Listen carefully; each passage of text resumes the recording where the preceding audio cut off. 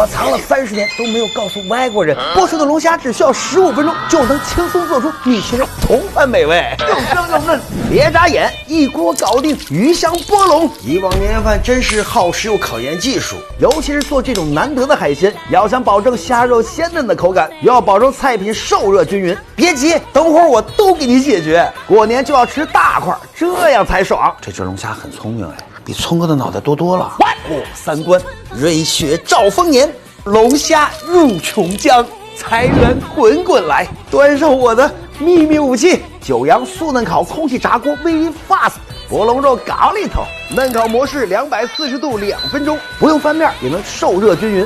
240度高温上下同时加热，那不成了诈骗了？当然不会，它的6重密闭锁水系统跟蒸桑拿一样，让龙虾锁住水分，2分钟速烤出锅。哇，这是鲜嫩多汁。当然了，这波龙头也别浪费，催烤模式180度10分钟，年夜饭的仪式感就靠它了。哎，你别都吃了，还没完事儿呢。下属真传鱼香酱汁儿，葱姜不煸不香，鱼香泡椒炒出香味儿，一边转锅一边浇芡。大师级的年夜菜就差最后一步：1吃龙腿八方来财，2吃龙钱有钱任性，3吃龙肉鸿运当头。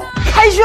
都2024年了，我看谁还不会包饺子呀？我就不会包了。30年的经验浓缩到60秒，手把手的教你包7种饺子。麦穗饺子，手心要稍微的有一些的凹，中间一推，两边轻轻一捏，左推一下，右推一下，把这褶往后推，重复的折叠，一收口，这不就来了吗？包谁吃谁发财的元宝黄金饺，弧线完全捏出来，两边一收，一个小交叉，漂亮的元宝饺。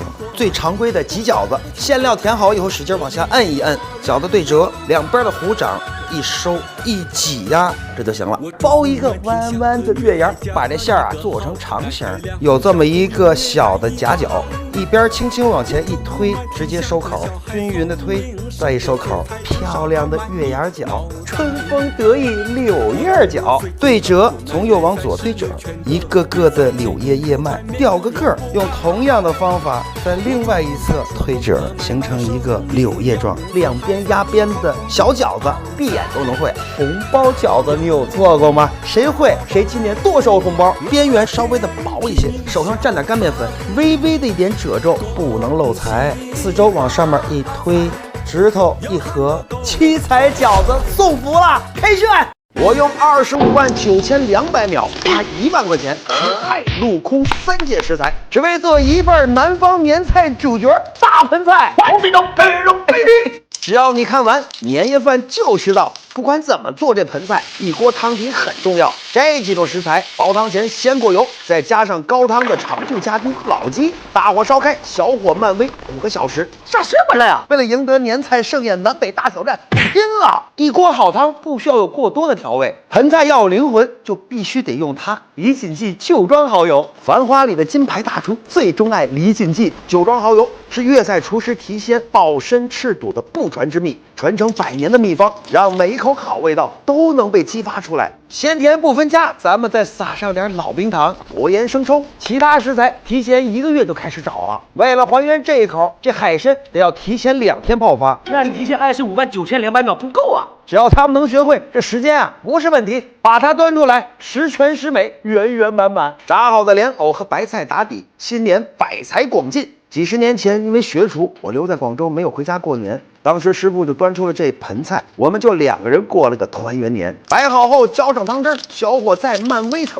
50分钟。这年夜菜总感觉少了点什么呢？懂你的意思，不够吃呗。那咱们再用李锦记薄盐生抽和蒸鱼豉油，再做2道年夜饭必备菜。处理好的鲈鱼，咱们把它切成段，变成孔雀开屏鱼。其实做年夜饭的意义不在于一桌奢侈的饭菜，而是用好的食材和调味料为家人精心准备美食，温热心意。泼油出彩，孔雀开屏，年年有余。倒上李锦记蒸鱼豉油，口感独特，去腥增鲜，海鲜绝配。这个玉子豆腐咱们把它摆一圈，放肉末，中间打上一颗葱哥刚下的咯咯哒，水开蒸10分钟，来年蒸蒸日上。淋上李锦记薄盐生抽，既健康又鲜味十足，正好这盆菜也出锅了。用李锦记烹用心年饭，享团圆时刻，让年味更有滋味。这场年菜盛宴你学会了吗？开卷！